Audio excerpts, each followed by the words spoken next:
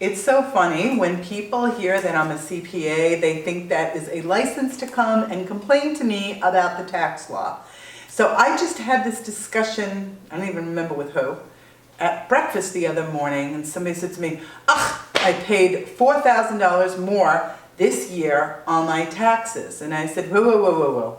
That may not be the case. So I want you to remember that many things change. So itemized deductions changed, and the standard deductions were made much higher, and the tax rates actually came down.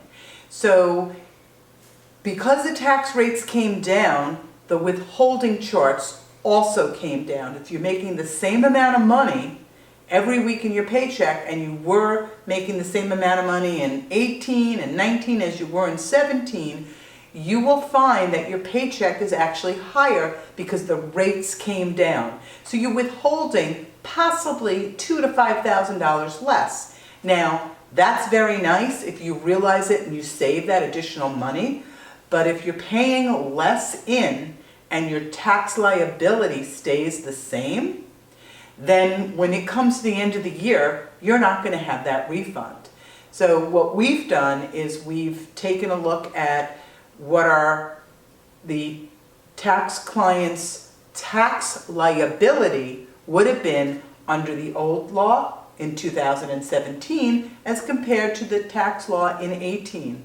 And what we found is in many cases there was very little difference. In several cases there was a huge difference to the good, and in several cases a huge difference to the bad. So it's not a blanket statement. So again, it has to do with tax liability, which is the taxes that you have to pay based upon your income, not based upon your withholding and the amount you get refunded. So I recommend that you check this out with your accountant. If you're working as this person was, if you're doing, you're working on your own and you don't have an accountant, I suggest you get an accountant.